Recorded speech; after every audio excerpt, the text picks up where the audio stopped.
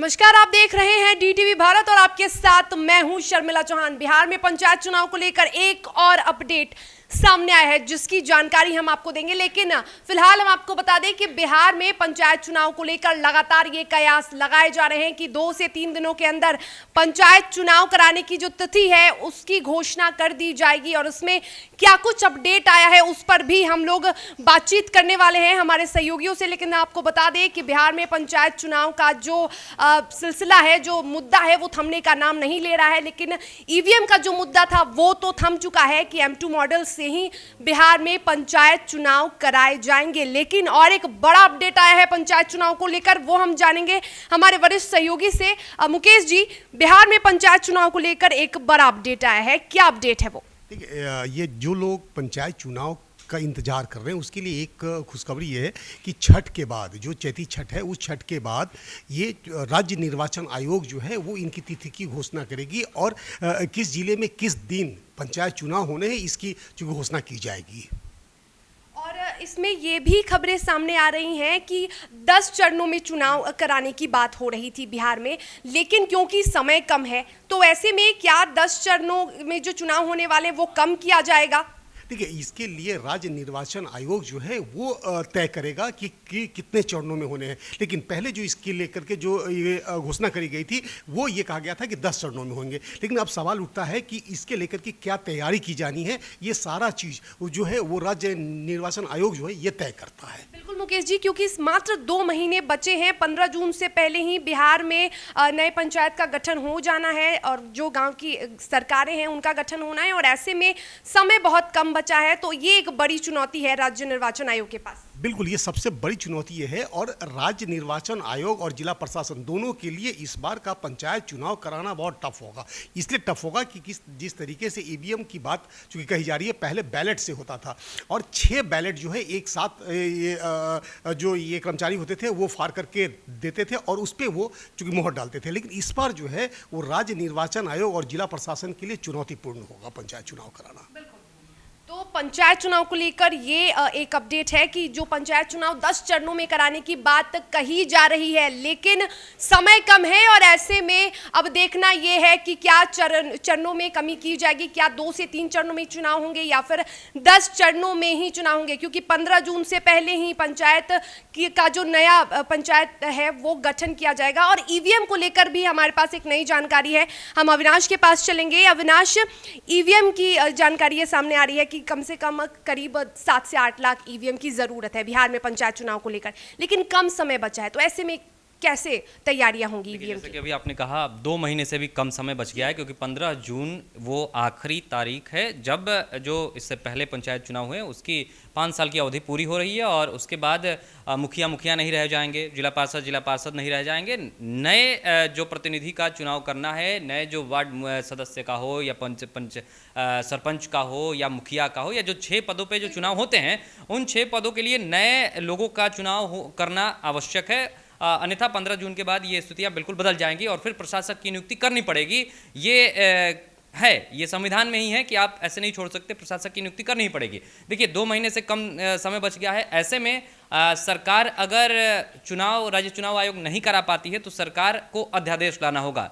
2006 से पहले की अगर बात कर लें तो ऐसा अध्यादेश आया था और इस अध्यादेश पर सरकार लाई थी और उस पर काम हुआ था। उसमें जो संशोधन करना था 2006 से, माफ कीजिए, जो 2006 में कानून बना था पंचायती राज को लेकर, उसमें अब संशोधन करना होगा और अध्यादेश लाना होगा। इसके बाद ही जो प्रखंड के प्रतिनिधि जो वहाँ के अधिकारी हैं उनके हवाले जो मुखिया के क्षेत्र हैं, जो सरपंच के क्षेत्र हैं, मतलब जो पंचायत के क्षेत्र होते हैं उनके हवाले किया जाना चाहिए, करना होगा। लेकिन इसमें देखिए, आपने कहा कि ईवीएम एक बड़ा मुद्दा है। ईवीएम इसलिए मुद्दा है क्योंकि एक पद पर जो एक बूथ होगा वहाँ पे मिनिमम यानी कि कम से कम 6 ईवीएम की ज़रूरत पड़ेगी और उस 6 ईवीएम के ज़रिए चुनाव होगा। ऐसे में एक संख्या की अगर हम बात करें तो लमसम 7 से 8 लाख ईवीएम की ज़रूरत है।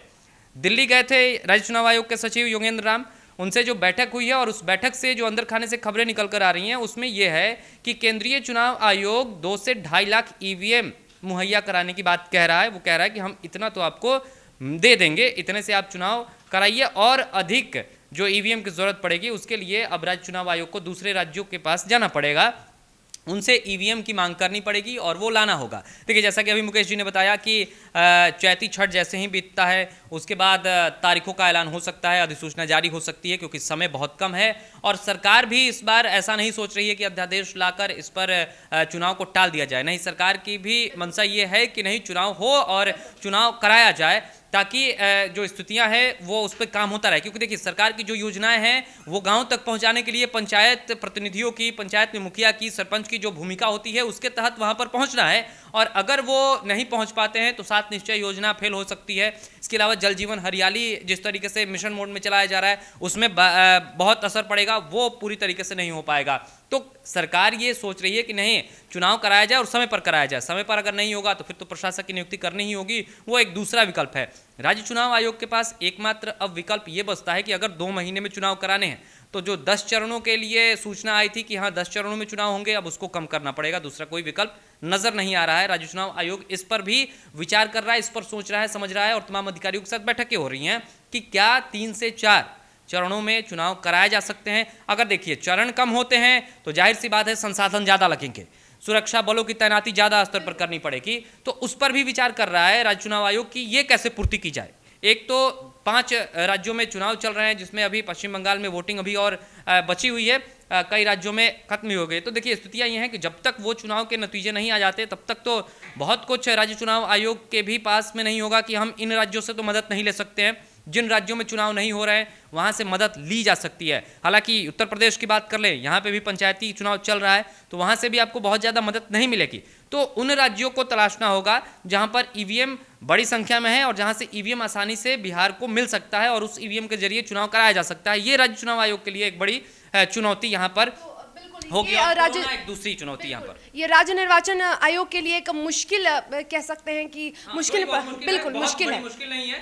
राज्य चुनाव आयोग के पास अनुभव है कोरोना काल में चुनाव कराने का, इतने बड़े स्तरों पर ईवीएम कैसे लाया जाए, किससे लाया जाए, ये तमाम उसके पास अनुभव है, वो कर सकता है, ऐसा नहीं है। और 2 महीने का जो समय है, हालांकि कम समय है, ये नहीं कहा जा सकता है कि बहुत उचित समय है या बहुत ज़्यादा समय। राज्य चुनाव आयोग तिथि की घोषणा भी नहीं हुई है अभी, और अभी कई प्रक्रियाएं अभी बाकी हैं, चाहे वो सुरक्षा के पैमाने की बात कर ले, कोविड की बात कर ले, या फिर बात अगर जो जिले के प्रतिनिधि हैं, मतलब जो पंचायतों के प्रतिनिधि हैं, उनमें कई जो हैं वो दागी हैं, उन दागी लोगों की जो लिस्ट 1400 कुछ लोगों की लिस्ट जारी हुई है उन पर रोक लगाना है। इसके अलावा कई अन्य जिनके खिलाफ अगर शिकायतें आई हैं उन पर भी अगर कार्रवाई होती है, एफआईआर होती है, तो राज्य चुनाव आयोग को एक लिस्ट वो भी लेनी पड़ेगी कि उस पर किस तरीके से काम करें। देखिए चुनौतियां हैं, इसमें कोई दो राय नहीं है, लेकिन राज्य चुनाव आयोग के पास वो अनुभव है जो शायद दूसरे राज्यों के जो चुनाव आयोग है उनके पास नहीं है।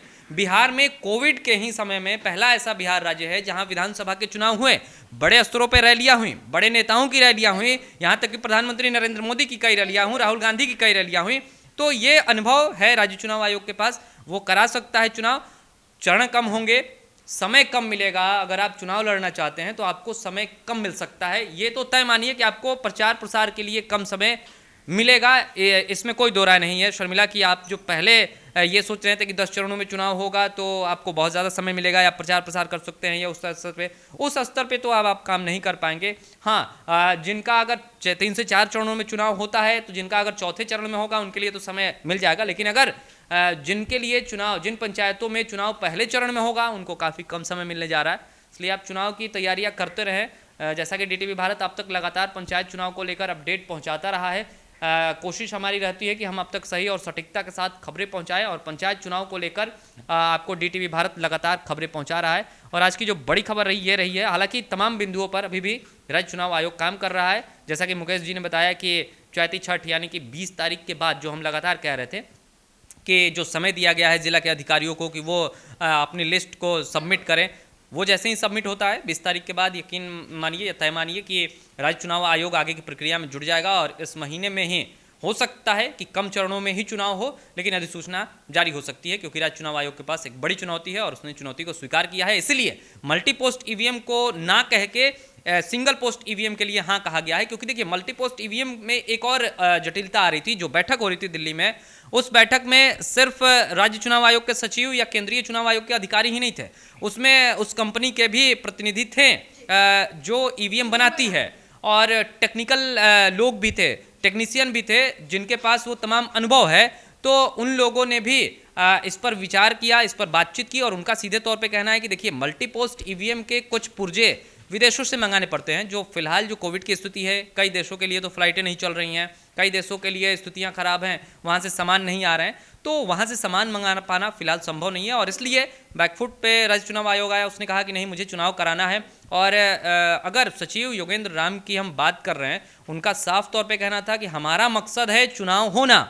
इसमें किसी प्रकार से दो राय नहीं है कि राज्य चुनाव आयोग कुछ और सोच रहा है। राज्य चुनाव आयोग का मकसद है कि चुनाव हो, इसीलिए सिंगल पोस्ट ईवीएम पे ही हामी भर दी गई है और अब सिंगल पोस्ट ईवीएम के जरिए चुनाव होगा। बस तारीखों के ऐलान की देरी है। और ये मुझे लगता है कि जैसा मुकेश जी या हम लगातार जो खबरें बता रहे हैं कि चौथी छठ या 20 तारीख के बाद इस महीने में तो अधिसूचना आ जानी चाहिए तारीखों को लेकर, और चरण जरूर कम होंगे, मुझे ये लगता है, क्योंकि अब समय नहीं है 10 चरणों में चुनाव कराने पाने का। 2 महीने से भी कम समय बचा हुआ। शर्मिला, बिल्कुल, तो लोगों को अब कुछ दिनों का और इंतजार करना होगा और उसके बाद जो बिहार में पंचायत चुनाव कराने की तिथि है उसकी घोषणा कर दी जाएगी। तो हम तमाम जितनी भी जानकारियां है और पल पल की अपडेट है बिहार पंचायत चुनाव की, वो हम आपको यानी DTV आपको देते रहेगा। लेकिन DTV भारत ये भी अपील करता है कि कोरोना के तमाम गाइडलाइंस का भी आप पालन करें, मास्क का उपयोग करना बिल्कुल ना भूलें। फिलहाल इस खबर में इतना ही, लेकिन पंचायत चुनाव से जुड़ी तमाम अपडेट और बिहार झारखंड की तमाम बड़ी खबरों के लिए